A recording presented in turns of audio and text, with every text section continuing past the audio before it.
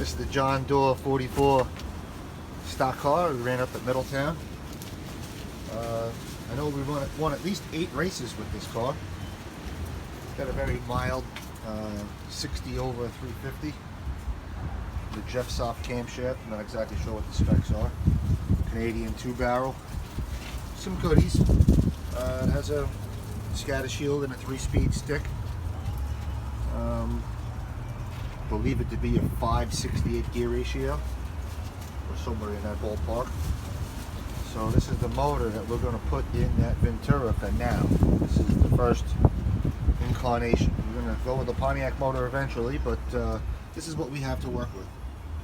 So we have a RPM intake manifold and a 4-barrel, and some headers that we're going to put in with this, and most likely a Stoll speed converter and a Turbo 400.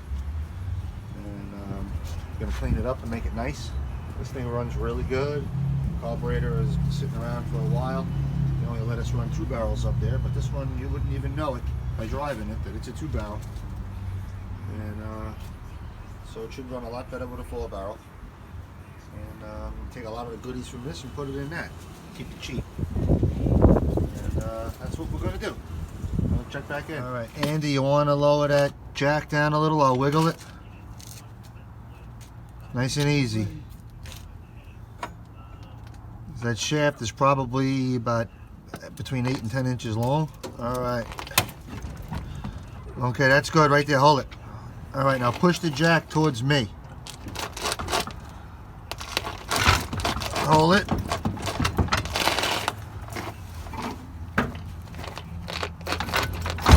All right, lower it down a little. I'm hitting the shifter on the floor. Just nice and easy, nothing crazy. It's tight. All right, easy. Push it towards me. All right, lower it down.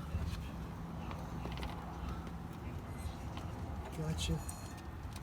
All right, do we have room to get out? I think we do. All right, hold it there.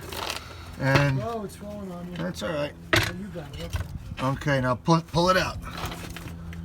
I'll hold the shifter. Okay, you got it? Hold it, hold it, hold it. I can't reach that far. It's gonna fall over. Okay, hold it. Good. All right, Andy, you wanna grab the tail so it don't fall over?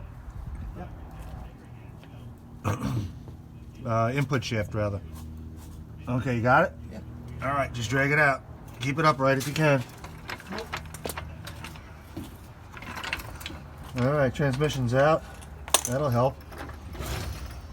All right, and this is the pressure plate, and this is the clutch disc, and beyond that is the flywheel, and this is a Lakewood scatter shield.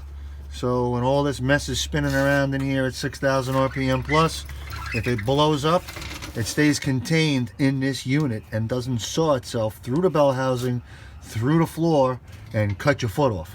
So you have to have that.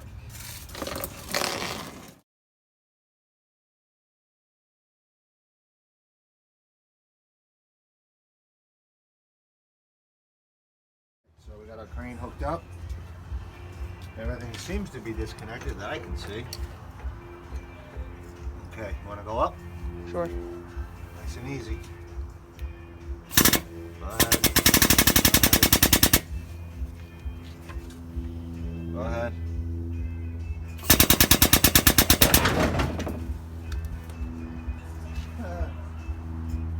So we solved 20 there. Then you got a pry bar. Did you get that? Yep. All right, up. Hold it. Now out.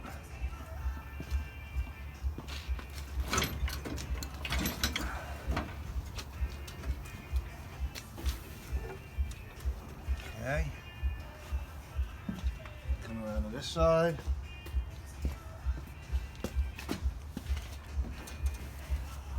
Starter should go with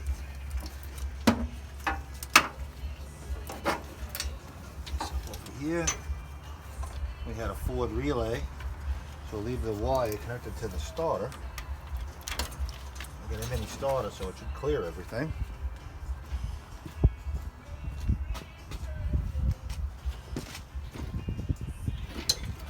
Okay. Up. Hold it. Dipstick. Alright, we gotta go back down.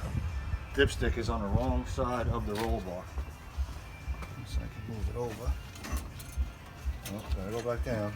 Get that dipstick on the other side. We'll end up wrecking the dipstick.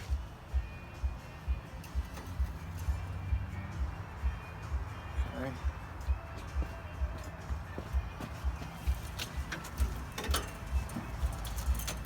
Here's the fuel pressure gauge.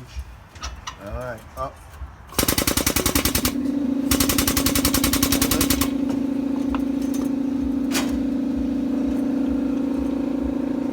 Pull it forward.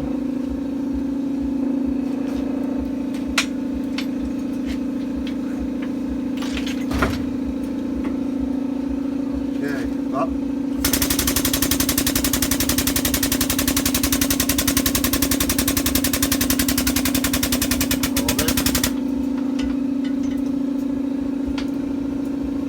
Up. Hold it. Going uphill on the driveway.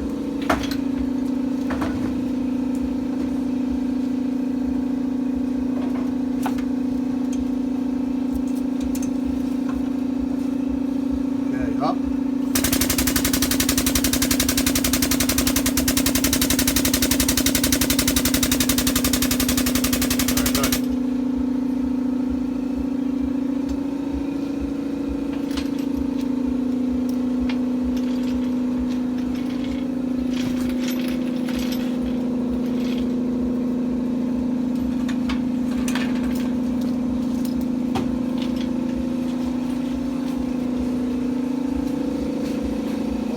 Driveway kind of stinks.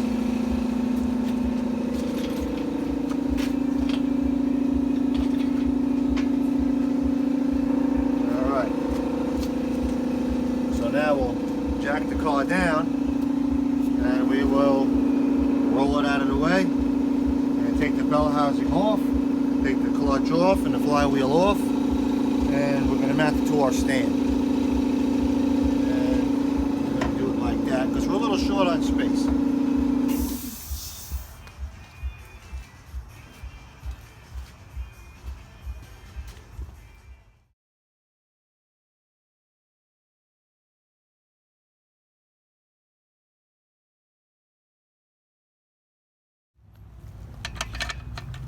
I like to take this off evenly all the way around so it doesn't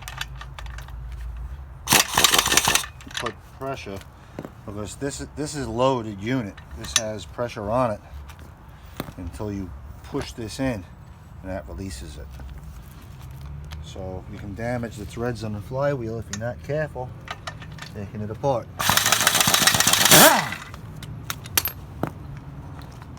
And I've had it happen.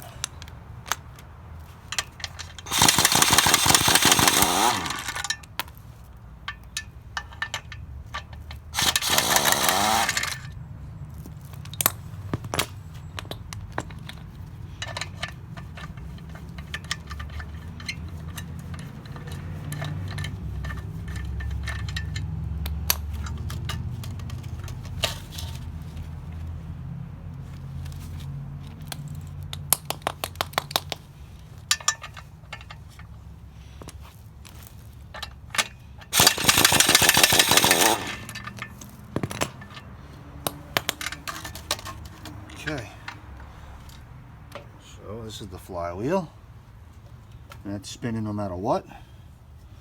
This is bolted to the flywheel, so this is spinning no matter what. And the disc is connected to the transmission. So when you push the clutch pedal down, that disengages the pressure plate and allows the disc to stay stopped and everything else keeps spinning.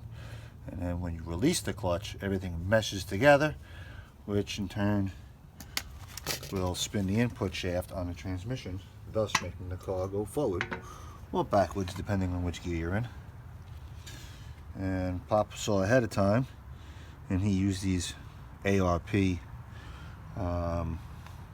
very hard bolts, because these bolts do break.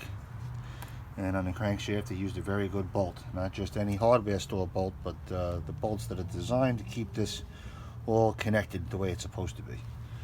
And we're going to use a 12-sided socket. I hope we have one. Have to find one somewhere. And we'll get this off, and we'll jack the motor up, dump the oil, and put it on an engine stand.